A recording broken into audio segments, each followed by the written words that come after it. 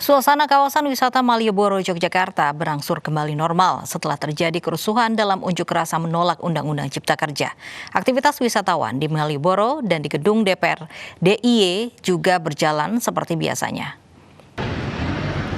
Suasana kawasan wisata Malioboro, Yogyakarta sehari pasca terjadinya kerusuhan dalam aksi demo menolak Undang-Undang Cipta Kerja sudah berjalan normal.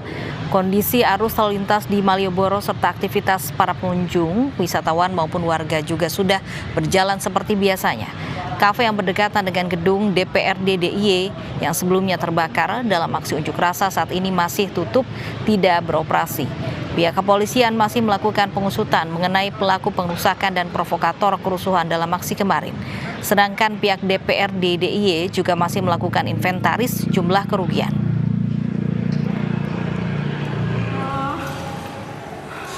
Sebelumnya, Kafe Legian di Malioboro, Yogyakarta yang berlokasi berdekatan dengan gedung DPRD Yogyakarta diduga dibakar massa demonstran yang menolak Undang-Undang Cipta Kerja. Peristiwa terjadi sekitar pukul 3 siang dan berhasil dipadamkan pukul 4 sore.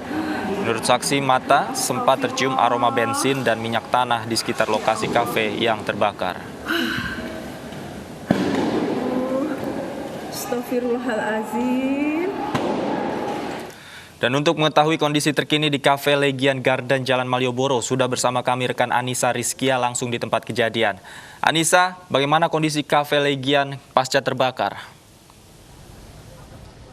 Ya, Davi dan juga Lovi, saat ini saya tengah berada tepatnya di area pedestrian di depan Kafe Legian, di mana memang sampai hari ini kafe masih tertutup dan juga pemiliknya pun saya masih menunggu sampai siang hari ini pemiliknya juga belum datang, atau saya sempat berbincang dengan beberapa saksi mata juga di sekitaran Kafe Legian ini terkait kronologis pada saat kebakaran itu terjadi.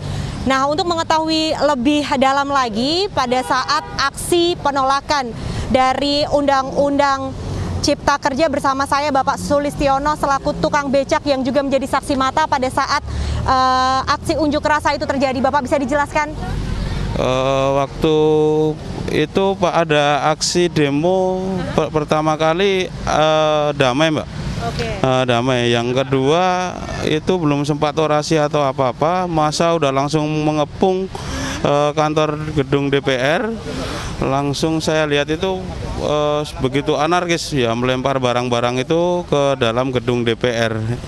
Ya mungkin itu saja Mbak yang saya lihat. Terus ke depannya semakin sore udah semakin anarkis, terus tambah tembakan gas air mata dari polisi udah terlalu banyak sekali. Ya di situ saya sudah juga nggak begitu ini lagi Mbak, udah mengamankan diri lah istilahnya, karena di situ sudah mengkhawatirkan kali, ya takut juga keselamatan saya juga pribadi. Mungkin itu saja Mbak yang saya bisa lihat. Oke. Nah, terkait gedung dari Resto Legian ini di lantai 2 Bapak. Nah, berarti pada saat kebakaran itu Bapak apakah sudah pulang atau Bapak sempat melihat kebakaran ini? Kejadian itu sekitar jam 4:30, jam 5-an lah Mbak. Itu saya jam 4 itu udah kondisinya di sekitar Legian DPR ini udah nggak kondusif lagi. Mata saya udah nggak kuat lagi karena udah terlalu panas banget di muka ini. Saya udah pulang Mbak. Tahu-tahu sampai rumah ada berita Legian dibakar gitu Pak. Kalau masalah pelaku nanti Mbaknya bisa lihat di CCTV siapa yang melakukan kan gitu Mbak. Nah, melihat kejadian ini Pak, Bapak sebagai tukang becak di sini juga kita lihat bersama di sepanjang area pedestrian ini ruko-ruko banyak yang masih tutup. Apa yang Bapak rasakan ini, dampak yang tentunya kerugian ini tidak hanya Bapak dan juga teman-teman sekalian para pedagang di sini, bisa diungkapkan Pak? Iya, saya sangat menyayangkan sekali Mbak dengan kejadian ini. Jogja ini baru saya mengalami sendiri selama 4 bulan ini saya menganggur, hampir 5 bulan saya menganggur, dan saya kerja baru sekitar 2 bulan ini pun belum begitu maksimal penghasilan saya. Terkadang dapat 2 hari nggak narik, saya sudah biasa Mbak. Dengan kejadian seperti ini jelas-jelas saya rugi sekali, dan saya sangat bingung Mbak dengan kejadian ini. Apakah kedepannya Malioboro ini bisa, saya berharap Malioboro ini bisa normal lagi, pariwisatanya normal lagi, mungkin nggak ada dampak yang lebih inilah dengan kejadian ini gitu Mbak. Terima kasih Pak Sulistiono.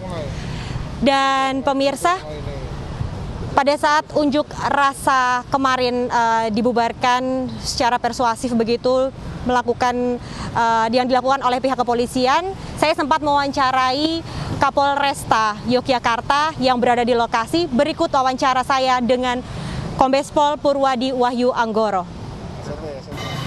Pak, dengan Berarti sejumlah selain yang di DPR, jadi juga pemakaman itu di Molotov ya Pak? molotov apa tidak saya nggak tahu. Tapi kalau dilihat seperti itu ya Gimana ya Pak? monggo ya. Yang jelas bukan apa-apa tidak, tetapi kan ini kan kota Jogja kan kota budaya. Masa budaya seperti ini? Ya, ini yang saya sesalkan. Bukan apa-apa tidak, tapi kok setahu saya Jogja tidak seperti ini.